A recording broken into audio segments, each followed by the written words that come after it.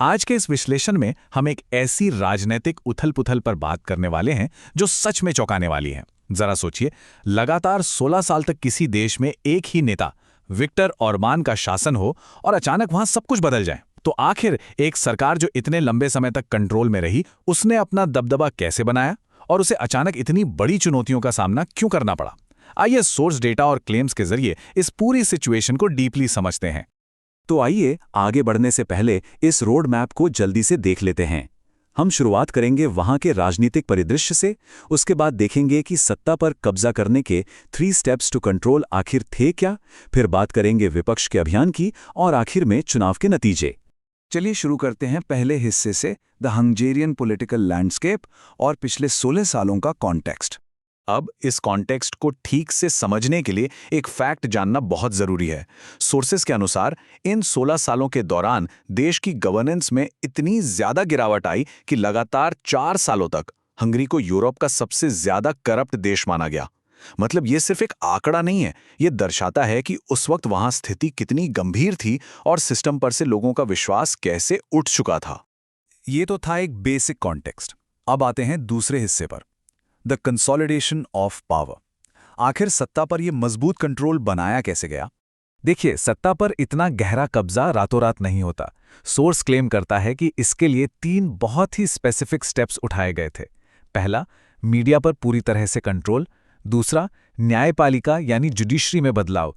और तीसरा, चुनाव प्रणाली को ही बदल देना। चलिए इन मैकेनिक्स को थोड़ा क्लोजली समझते हैं। जो पहला कदम था मीडिया कैप्चर, उसमें सबसे हैरान करने वाली बात इसका स्केल है। नंबर 476, सैकड़ों मीडिया हाउसेस को 2018 में एक सिंगल एंटिटी में मर्ज कर दिया गया। जरा सोच कर देखिए। और जो इंडिपेंडेंट मीडिया हाउसेस बचे थे, उनकी सरकारी फंडिंग और एड्स पूरी तरह रोक दी गई। सोर्सेज बताते हैं कि सरकारी कॉन्ट्रैक्ट्स के जरिए बिलियनर्स का इस्तेमाल करके मीडिया को खरीदा गया, ताकि लगभग पूरा का पूरा मीडिया नैरेटिव एक ही जगह से कंट्रोल हो सके। मीडिया के ठीक बाद बारी आती है स्टेप 2 की, जुडिशरी। यहां एक बहुत ही इंटरेस्टिंग तरीका अपनाया गया। जजेस की रिटायरमेंट एज को अचानक 70 साल से घटाकर 62 साल कर दिया गया। सुनने में शायद ये एक आम कानून लगे, लेकिन इस एक स्ट्रोक का असर ये हुआ कि देश के करीब 20% जजेस को एक ही झटके में रिटायर होना पड़ा। और जाहिर है, जब इतनी सारी सीटें अचानक खाली होंगी तो उन पर अपने वफादार लोगों को बिठाने का रास्ता बिल्कुल साफ हो गया। और हाँ, इसी जुडिशियल ओवरहॉल के दौरान एक नया नेशनल जुडिशियल ऑफिस बनाया गया। इसे असीमित शक्तियां दी गईं, जैसे जजेस को अपॉइंट करना, उन्हें फायर करना, ट्रांसफर करना और सबसे इंपॉर्टेंट पावर, केस असाइन करना। सोर्स स्ट्रांगली हाईलाइट करता है कि इस पावर का सीधा सा मतलब ये था कि अगर टॉप लीडरशिप के खिलाफ कोई करप्शन केस आता तो ये आसानी से मैनेज हो सकता था कि वो स्पेसिफिक केस किस हमदर्द जज के पास जाएगा। राइट, तो मीडिया और जुडिशरी के बाद तीसरे कदम के तौर पर चुनाव प्रणाली में एक बहुत ही ड्रास्टिक स्ट्रक्चरल बदलाव लाया गया। पार्लियामेंट की सीट्स को 286 से सीधे घटाकर 119 कर दिया गया। ये सच में कोई मामूली एडजस्टमेंट नहीं था, ये पूरे इलेक्शन मैदान को अपने मुताबिक तैयार करने का एक अहम मैकेनिकल हिस्सा था। क्योंकि बात सिर्फ सीट्स कम करने तक नहीं रुकी, पूरे के पूरे इलेक्शन मैप्स यानी कॉन्स्टिट्यूएंसीज को उनके हिसाब से रीड्रॉ किया गया। इसके साथ ही जो ट्रेडिशनल 2 राउंड वोटिंग सिस्टम था, उसे खत्म करके सिंगल राउंड वोटिंग लाई गई। सोर्सेस बताते हैं कि कॉन्स्टिट्यूशन में ये बदलाव स्पेसिफिकली इसलिए किए गए थे ताकि चुनाव जीतने का प्रोबेबिलिटी ग्राफ लगातार एक ही तरफ झुका रहे। लेकिन जैसा हम सब जानते हैं, हर फोर्स का एक काउंटर फोर्स होता है, राइट? और यहां से शुरू होता है हमारा तीसरा हिस्सा, विपक्ष का अभियान और एक जोरदार ग्रासरूट्स रिएक्शन। यहां एंट्री होती है ऑपोजिशन लीडर पेटर मजार की। इन सारे स्ट्रिक्ट कंट्रोल्स को काउंटर करने के लिए पेटर मजार ने जो स्ट्रैटेजी अपनाई वो एकदम मल्टीप्रॉन्ग थी। उन्होंने ट्रेडिशनल कैंपेनिंग से हटकर door to door physical campaigning पर जोर दिया। देश भर में पैदल चलकर लोगों को डायरेक्टली समझाया कि देश में चल क्या रहा है। इसके अलावा उन्होंने इन्वेस्टिगेटिव जर्नलिज्म का यूज करके करप्शन के कुछ बहुत ही एक्सप्लोसिव ऑडियो क्लिप्स लीक किए। इन चीज़ों ने ऐसी आग लगाई कि शहर शहर मास प्रोटेस्ट होने लगे, जिसने ग्राउंड लेवल पर आम जनता को पूरी तरह से एकजुट कर दिया।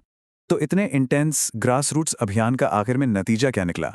आइए चौथे और आखिरी हिस्से की तरफ चलते हैं, द इलेक्शन रिजल्ट्स। सोचिए, एक तरफ सिस्टम का पूरा control, media capture, redrawn maps, और दूसरी तरफ ग्राउंड लेवल पर जनता की मोबिलाइज्ड एनर्जी। रिजल्ट क्या था? 53.6% वोट शेयर। इन तमाम बड़ी चुनौतियों के बावजूद पीटर मकग्यार ने एक लैंडस्लाइड विक्ट्री हासिल की।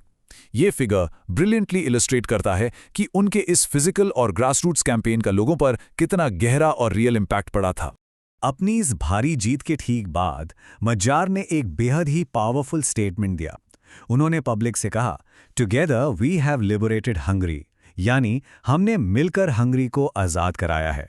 सोर्स स्ट्रांगली ये इंडिकेट करता है कि ये सिर्फ जीत की खुशी में दिया गया आम भाषण नहीं था, बल्कि ये पूरे ऑपोजिशन मूवमेंट का एक आइडियोलॉजिकल पीक था।